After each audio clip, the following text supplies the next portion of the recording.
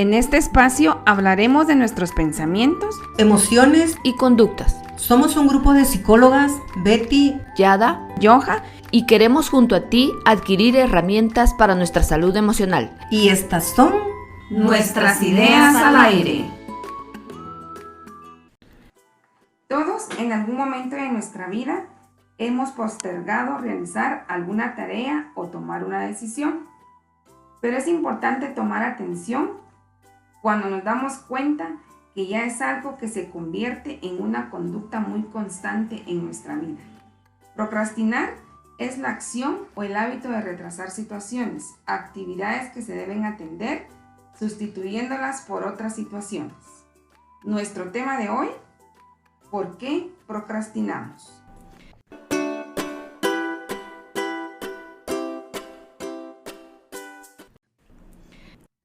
¿Cómo saber si soy de las personas que procrastinan? De las frases siguientes, ¿cuáles te parecen familiares? Tengo que estudiar para el examen de un curso, pero antes voy a ver un capítulo de mi serie y así después ya hago lo que tengo que hacer. Así estoy más relajado. Me tomaré un café para tener más energía para estudiar. Solo voy a revisar mis redes sociales o mi correo electrónico y así ya inicio. Solo voy a dar una vuelta al parque y así me distraigo un poco.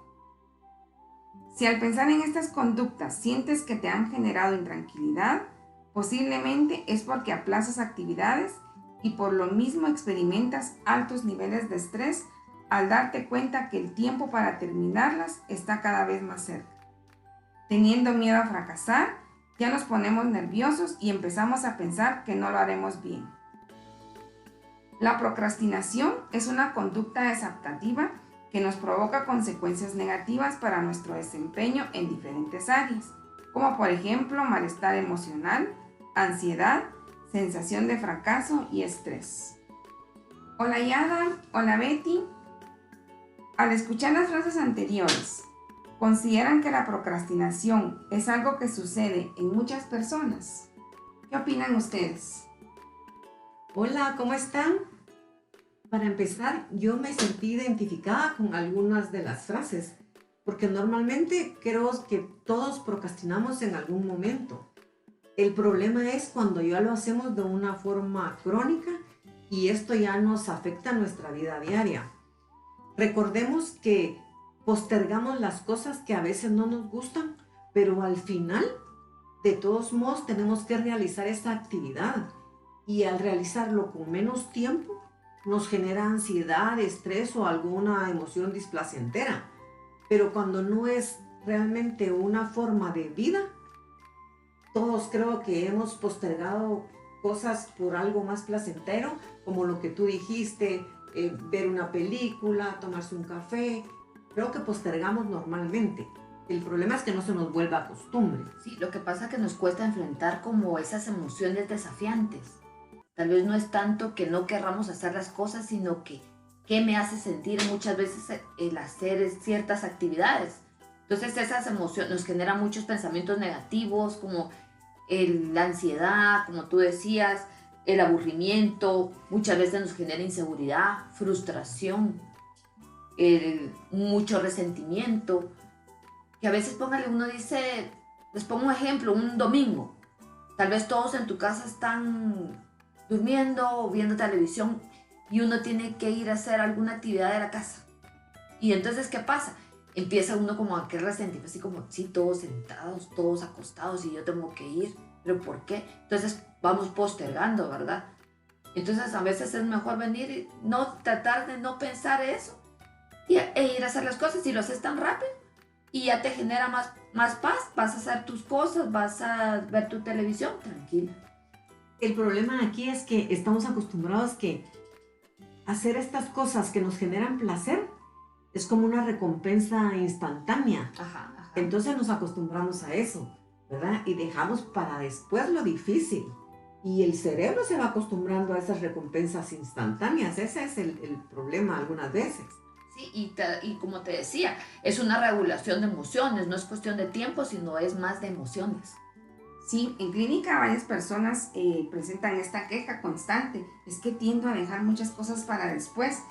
Y sin darse cuenta, esta situación hace que se sientan frustrados, se sientan desanimados. Pero cuando se va descubriendo que el problema está en que tiende a procrastinar, se empieza a ver de diferente manera todas estas situaciones. Se estima que entre un 80 y 95% de los estudiantes universitarios tienden a dejar las cosas para otro momento.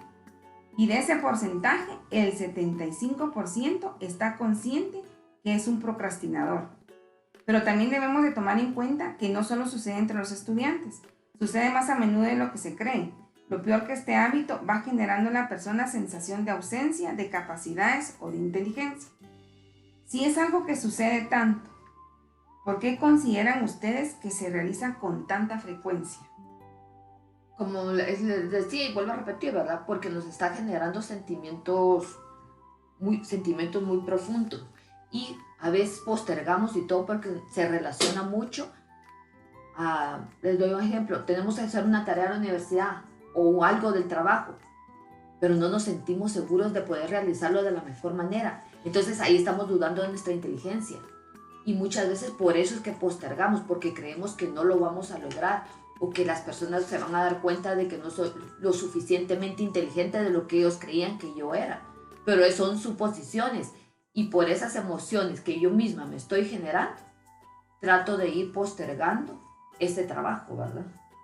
También me he dado cuenta que a veces también por comodidad nos acostumbramos y no queremos salir de la zona de confort, porque es más fácil estar acá y como dejando, después lo hago, pero no me estoy dando cuenta que luego el tiempo se me va a cortar para entregar dicha tarea y ahí es donde empieza la disfuncionalidad. Sí, yo pienso también que procrastinar tiene que ver mucho con el estado de ánimo, como dijo Yada, y ver qué estoy pensando cuando yo me voy a sentar a hacer determinada tarea. ¿Qué estoy pensando? ¿Qué estoy sintiendo? Porque también posiblemente no postergo algunas cosas, pero tengo que pensar qué es lo que postergo. Entonces, ¿hay alguna cosa que me está provocando esa postergación, eso que no me gusta? O sea, como que te autosaboteas, ¿no? Pero con algunas cosas, Ajá. puede que no con todo. Póngale, el estudiante, puede que en algunas clases postergue sentarse y empezar a estudiar, puede que con otras no. Entonces, si logran identificar con qué es lo que sí procrastinan, es posible que puedan tomar una acción. Exacto, sí, eso es bien importante lo que tú estás ahorita mencionando, porque a veces no es en todo que dejamos las cosas para después, es en ciertas situaciones. Entonces, descubrir qué es lo que tiendo a dejar para después me va a ayudar a ir cambiando esta situación. También me gustaría que habláramos sobre qué factores consideran que puede provocar que se aplace el hacer las cosas siempre así dejándolo para después. Uno sería que tenemos poco autocontrol. ¿A qué me refiero con un autocontrol? Tenemos que aprender a saber por qué me está pasando, por qué me estoy sintiendo a veces desanimado en hacer ciertas actividades. Y muchas veces lo que pasa es que no estamos teniendo suficientes horas de sueño. Eso es algo que tenemos que tener el control. Tenemos que ser más eficientes cuando tenemos mayor calidad de sueño. ¿Y qué hacemos? Nos ponemos a ver redes, nos ponemos a ver el teléfono. Entonces estamos también postergando muchas veces el sueño por estar ahí, sí que estar en redes, que es lo más común. Entonces tenemos que aprender a conocernos nosotros, saber que hay tiempo para el sueño, hay tiempo para redes, hay tiempo para trabajo y cosas así. No sé, ¿qué pasa pónganle que el sueño nos afecta nuestro estado de ánimo? Nos sentimos que no estamos haciendo las cosas como tendríamos que hacerlas. Aprender a conocernos para saber qué está bajo mi control, para yo sentirme en un estado de ánimo mejor, ¿no? Pasa también cuando tenemos bajas expectativas, pero preguntarnos por qué las expectativas en algún proyecto son bajas. Y puede ser que a veces esos proyectos no sean nuestros, sino que las hacemos porque a nuestra pareja, a nuestros amigos, a nuestros padres les gustó ese proyecto y nosotros nos vimos involucrados, entonces las expectativas son bajas porque no son nuestras. Entonces no tenemos esa motivación para poder realizarlas. Otra cosa que puede pasar también es que cuando tengo un pensamiento de que si voy a hacer algo, ¿lo hago bien o no lo hago? Las expectativas bajan porque me voy a los extremos. Entonces yo puedo empezar un proyecto y voy paso a paso, pero de que si lo hago, lo tengo que hacer perfecto. Ahí yo me estoy condicionando y me estoy poniendo esa ansiedad, ese estrés de las emociones, ¿verdad? Entonces ahí las expectativas van bajando y posiblemente lo deje a medias, no lo cumpla, pero porque me voy de un extremo al otro. También otro aspecto que considero que puede influir, ¿verdad?, a que nosotros procrastinemos, es que la tarea que vamos a realizar nos parece poco atractiva. Si la tarea que nosotros vamos a realizar tiene sentido, es más fácil que nosotros nos sintamos motivados a querer realizar esta tarea. Y eso va a provocar que nosotros no dejemos para después. Pero cuando estamos, ay no, es que no quiero. Pero preguntémonos, ¿por qué es que siento tanto desánimo en el pensar en hacer esta actividad? Y posiblemente me doy cuenta que para mí esta situación no tiene ningún sentido. Y por eso es que vamos dejando para después. Después lo hago. Pero va muy relacionado de que yo no le encuentro como algo que a mí me llene. Como tú decías, Betty, a veces no son mis expectativas, sino que quiero estar llenando las expectativas de otro. Y eso hace que realmente a mí la tarea por realizar no me parezca nada atractiva. ¿Sabe que eso me llama la atención también? Porque muchas veces también qué beneficios tengo a largo plazo, eso me desanima. O las recompensas, ¿verdad? Que todo lo quiero instantáneo. Acuérdense que estamos en una época en que todo lo queremos al instante. Recompensas instantáneas. Y muchas veces el sentarnos a hacer una tarea, el sentarnos a hacer algo, no sé, es que aquí que yo me gradúe, o aquí que el jefe se dé cuenta. No, entonces tenemos que saber que no es prioridad el tener las recompensas al instante, sino saber que voy a tener una recompensa a futuro y que vale la pena hacer las tareas, ¿no? Pero también es importante, Yada, que esas recompensas, póngale una carrera universitaria, no verlo como que la recompensa sea hasta que salga de la universidad, sino que el primer semestre sacar buenas notas y premiarme, o sea, poner metas a corto plazo para que yo no sienta tan lejano esa meta trazada. Entonces como que las pequeñas recompensas hasta llegar al final puede que me motiven a no postergar y a no procrastinar. Sí, no, y lo que te decía muchas veces ahora los niños que hacen una tarea, o sea, quieren que siempre les estén dando un premio en el momento. Si tú haces esta tarea, aquí hay un dulce. Si tú haces, te dejo ver, no sé qué. Entonces se acostumbran. Pero ahí somos nosotros como padres que tenemos que tener esa capacidad, porque estamos enseñando a nuestros hijos a que todo es en el instante. Exacto. Entonces eso provoca, yo recuerdo cuando era niña, me decía, mis papás me decían, bueno, yo les decía que para Navidad yo quería una bicicleta. Entonces, ¿qué pasaba? Yo sabía que me tenía que portar bien todo el año para ver si me daban la bicicleta, pero me motivaba eso para yo querer hacer las cosas de la mejor forma. ¿Por qué? Porque yo sabía que la recompensa iba a estar ahí y me cumplían, ¿verdad? Entonces yo creo que también tiene que ser nosotros cómo estamos educando a nuestros hijos. Si todo le enseñamos de que quieres, tas, y se los damos, porque sentimos que, ay no, pobrecito. Entonces ahí nos estamos dando cuenta que el nivel de frustración va a ser muy bajo para ellos. Y sabe que por eso es que procrastinan, por no sentir esa frustración. Entonces mejor evito y no realizo las tareas porque no me quiero sentir así, porque no estoy acostumbrado, porque mis papás me resolvieron, porque la vida siempre fue distinta. Entonces esas son cosas que tenemos que ir cambiando, ¿no? Algo que también es importante es que cuando nos vamos a dedicar a hacer alguna labor o algún proyecto que tenemos que hacer, que que no tengamos distractores. Porque, por ejemplo, lo primero que tendríamos que suprimir son las tentaciones de las redes sociales. Este sería como un primer paso para dejar de procrastinar. Nos sentamos a hacer algo y voy a hacer una llamada, voy a ver las redes, voy a ver Facebook. Entonces, esta serie de distractores es como el primer enemigo para empezar a iniciar una labor. ¿Y por qué? Porque todo esto es un estímulo para dejar lo importante por lo placentero. Pero si uno se lo propone y pone en silencio su teléfono, al final uno se va a dar cuenta que tampoco es mucho lo que se pierde. Porque yo no sé si les ha pasado, pero yo a veces olvido mi teléfono en algún lugar media hora. Y yo digo, ya me llamaron o ya me hicieron esto. Y voy y no hay una llamada, no hay un mensaje. O sea, es más lo que imaginamos que nos perdemos que lo que verdaderamente es, ¿verdad?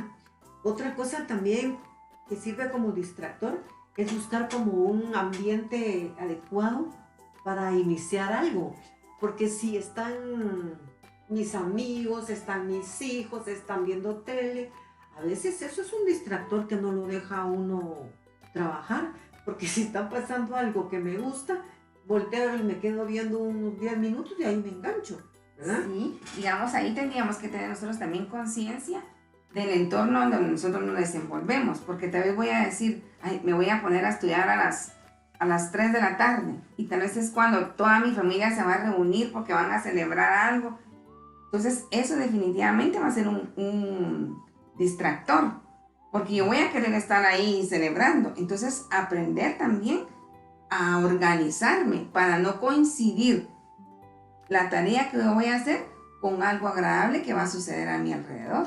Otra cosa también es que si vamos a hacer algo, hagamos una cosa, no pongámonos muchas tareas, porque a veces queremos hacer tanto que entonces cuando iniciamos y es tanto lo que queremos que nos entra el estrés y la ansiedad y evitamos empezar por una cosa y por eso nos distraemos. Entonces hagamos una cosa primero, otra cosa después y no múltiples tareas.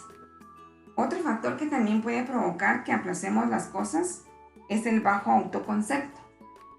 A veces está muy relacionado en el autoconcepto que nosotros tenemos. Tal vez nos hemos desarrollado en un ambiente en donde hay palabras que lo hacen a uno sentir como tú no puedes. Ah, no, eso solo lo puede hacer tu hermano. A tu hermana sí le sale bien eso. Entonces, ¿qué sucede? Cuando estoy por iniciar algún proyecto, pero empiezo a ver que posiblemente para mí es un reto, mejor lo estoy empezando a dejar para después, porque no confío en mis habilidades, no confío en las fortalezas que yo poseo. Entonces eso hace que yo vaya por miedo a que no me sale, porque no tengo capacidad de frustración. Entonces dice uno, voy dejando todo esto para después. Pero aquí también pasa que, por ejemplo, yo empiezo un proyecto, pero tiene que ser realista. Porque también si yo quiero un proyecto así que está fuera de mis capacidades, ahí ese es el primer encontronazo que yo encuentro. Pero también a veces el miedo al que dirán porque puedo fracasar. El miedo a que quiero imitar a alguien más, quiero ser como alguien más.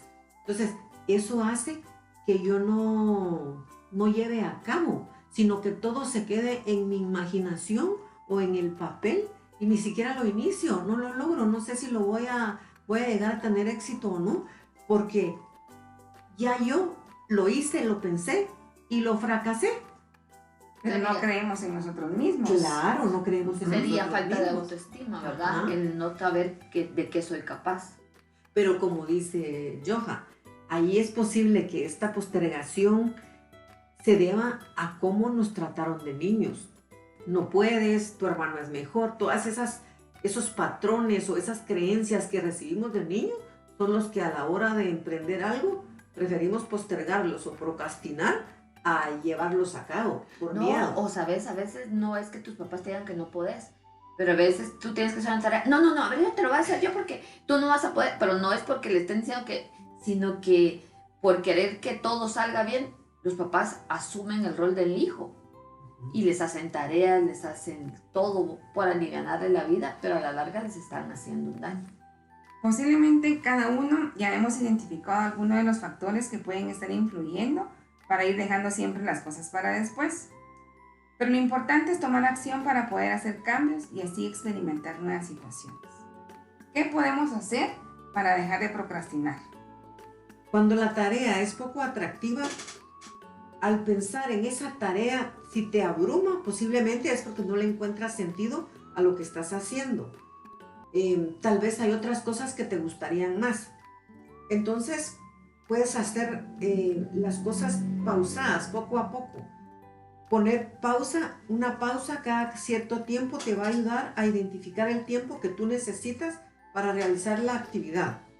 A veces creemos que necesitamos mucho tiempo, pero cuando lo vamos haciendo poco a poco, pero con disciplina, nos damos cuenta que no era real el tiempo que se consideraba que teníamos que invertir. Esto pasa cuando tienes un trabajo al que tienes que cumplir, al que no puedes renunciar. O sea, tienes que hacerlo de una forma más agradable y ponerte metas chiquitas. Ahora, si es algo tuyo que tú te trazaste, pero estás viendo que en el camino no te pareció atractivo o no le encontraste sentido, creo que es mejor cortarlo y decir ya no va más, porque lo único que vamos a estar haciendo es procrastinando y perdiendo el tiempo en lugar de empezar algo, como tú dijiste, Johan, que verdaderamente tenga sentido para mí. Entonces ahí, si es algo a lo que yo puedo dejar hasta aquí, mejor lo dejo hasta aquí. Ahora, si es un trabajo con el que tengo que cumplir, pues definitivamente voy poco a poco, paso a paso. Otra cosa sería identificar cómo está mi autoconcepto. El saber que yo sé que puedo o que no puedo. Porque no siempre vamos a poder realizarlo todo. Pero no por eso yo dejo de ser importante, yo dejo de ser valioso. Entonces, aquí es donde viene y me cuestiono. ¿Qué es lo peor que puede pasar si realmente no consigo el objetivo? Ahí, si no me funcionó de una forma, voy a ver qué otro camino puedo tomar. Siempre van a haber otras opciones, pero no pude y frustrarme.